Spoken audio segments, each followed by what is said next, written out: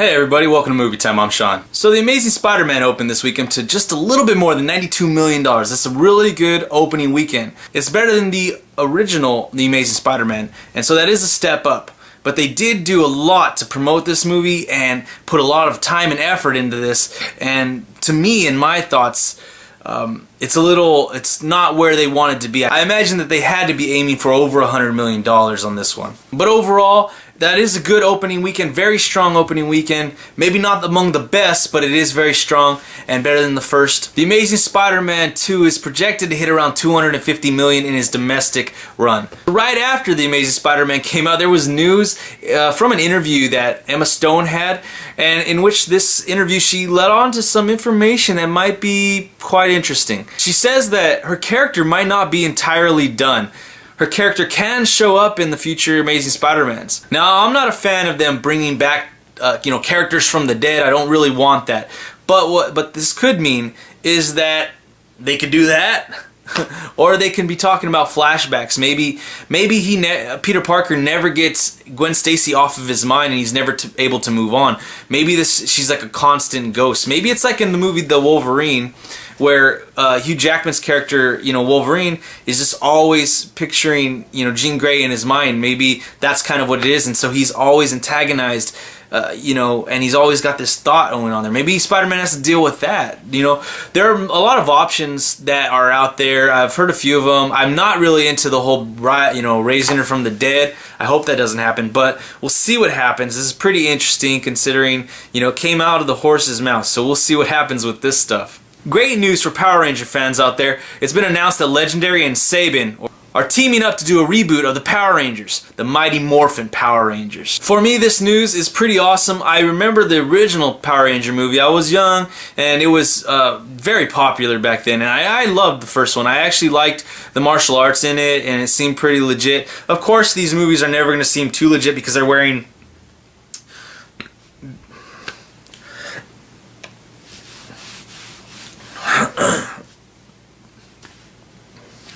Of course, those movies in the past do have a little bit of flair to them because these monsters are wearing this big, purple suit on the.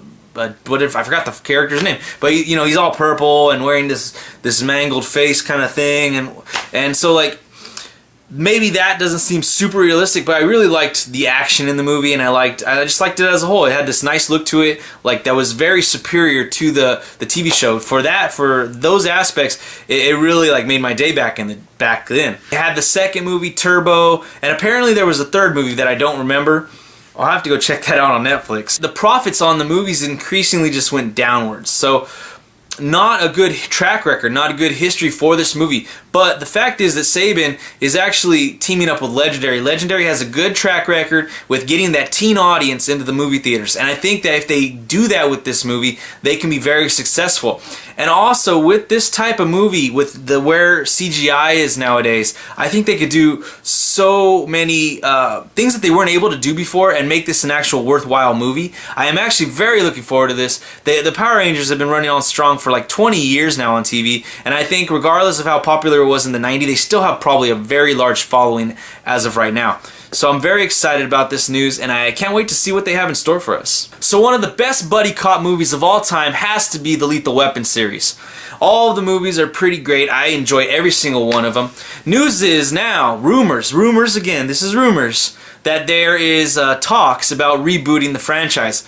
Not so much as a straight reboot as somebody's taking over Mel Gibson's character, but a reboot, kind of a continuation of the storyline. This way that you can keep open, a possible cameo for Mel Gibson or Danny Glover. In this story, it's said that Chris Hemsworth, Thor himself, will be playing Mel Gibson's son. I gotta say, that's a good pick. I actually could see him doing that. I would actually like to see him do this and have it be a hard R rating, because I'd like to see him in that type of role, more visceral, more violent, more bloody, more crazy. Maybe be crazy like his dad, or be the entire opposite because he sees how messed up his dad was and maybe he wants to be the opposite. I don't know. But I think that he would be a good choice for this role. It's said, this rumor is saying that Justin Lin is actually going to be directing this. Also in this rumor, it's stated that Shane Black, the original screenwriter for Lethal Weapon, is actually going to be involved in this as well in creative development role. This news definitely has me interested. I definitely love the Lethal Weapon series, and I definitely definitely would like to hear more and find out what kind of, like, where they're going to go with this, because it is really interesting. I definitely am interested in this one. Alright guys, we have 2 new trailers today. The first is Tammy. It's the second trailer. It's starring Melissa McCarthy. She's really big in the comedy world right now. And I have a feeling this is only going to catapult her even farther. I do like the trailer. I definitely think this movie looks funny and I can't wait to see more of it. The next trailer is the second trailer for Dawn of the Planet of the Apes. The first trailer was really good. It gave you a nice little peek into what's going on. This trailer gives you more of a peek at the storyline and what's actually happening and who some of the main characters are going to be. It definitely fleshes out Gary Oldman's character in this film, and it looks great. I cannot wait for this movie. Andy Serkis does a great job with Caesar, and it has me, ready for this already. I can't wait to see this one. So in theaters this week, you have 2 movies that I'm excited about. Both of them I definitely want to see. One I'm going to go see tonight. The one that I'm not going to see tonight, I'm still very excited about it. That movie is Chef. It's starring Jon Favreau back in front of the camera instead of behind it like he has been recently. Also John Leguizamo, Sofia Vergara, Robert Downey Jr., Scarlett Johansson. You got a lot of name actors in this one, and I definitely like the feeling around this one. Jon Favreau's character is a disgruntled employee who either gets fired or quits his job at a restaurant and opens up a food truck, starring with his buddies John Leguizamo, one of my favorite comedians. I'm just really looking forward to this one. I can't wait to see this one, and I think you guys should go check this one out too. The second flick in theaters this week is Neighbors. I am going to go see this one tonight. I'm really excited about it. There's a fight scene in here that I really want to see, just how it goes down between Seth Rogen and Zac Efron. This whole movie just looks like it's going to be really fun. It's probably going to be the best comedy so far this year, and I'm excited for this one for tonight.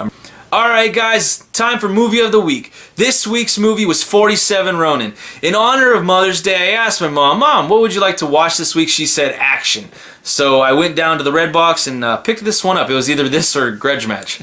So you guys could thank my mother for this one. And quick review of it, I found it very enjoyable. The critics did not like this movie. The movie didn't make a lot of money in the box office. So that is an issue. And when I say that I enjoyed this movie, it's not saying it's a great movie. It's not saying it's a bad movie either. It's just saying that I enjoyed this movie. Throughout the movie, I definitely had this feeling of the movie 300, but not an R rating. It was a PG-13, so I had this feeling, but none of the gore, and it had this mystical look to it, just like the movie 300. You have stuff in it that seems like it's perfect for the feudal Japan times, but then you also have some mystical stuff in it that puts it a little bit out there, and you just have it's like a whole combination of things that make it that 300 feeling. The story definitely goes along in a samurai movie fashion. It definitely has that feeling in there of rules and honor and loyalty. It definitely has those throughout the movie. So when things are happening and things are decided in the movie, you understand that they live this way of life and they have to go by these decisions. So I definitely like that. It kept true to what I imagine it being like. So I liked that. I understood that. And I thought they did a good job with that. All the acting in this movie was pretty well done. Nobody stood out as oh my god, that was seriously just terrible. Like I said, I enjoyed it. This acting, it was enjoyable. It was nothing to throw you out. Nothing took me out of the movie. The only time something took me out of the movie, and it wasn't because it made the movie terrible, it was just because it reminded me so much of another movie.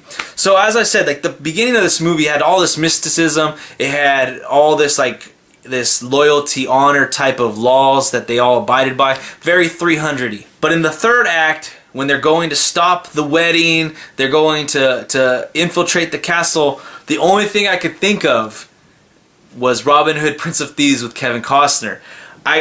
This third act was a complete reenactment of Robin Hood, Prince of Thieves, but just in feudal Japan with samurai. Some of the characteristics of some of the characters are kind of mishmashed. I would say Keanu Reeves is the Robin Hood in this one, but instead of killing Nottingham like he does in the movie, he goes after the witch. And Samuel L. Jackson's character in this one goes after Nottingham, and so does Oishi, I guess you could say he's Keanu Reeves' right hand in this movie. So they have the personalities of the same characters, but then they go after the different villains in the movie. So otherwise, though, it's the same reincarnate Robin Hood, Prince of Thieves, which that's the only thing that took me out of this movie. I just thought it was pretty funny, pretty interesting. There's these characters, they're going to break into a castle, they have to stop a wedding, there's a witch. I mean, what else can you do? And then the main character, that, like I said, like Keanu Reeves is the Kevin Costner of this movie. He's the only white guy in this movie of samurai, so I guess he had to be the Kevin Costner.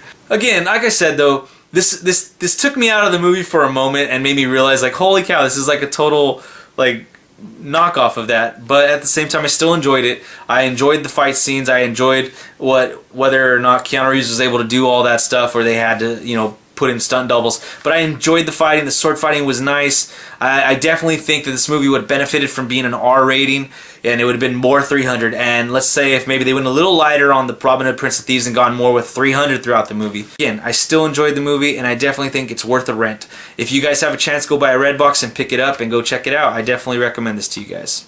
Alright guys, that's it for Movie Time this week. Remember to click the like, share, subscribe buttons down below. Leave your comments, questions, suggestions for Movie of the Week in the comments section down below. Let's have a great conversation this week. We'll see you next time.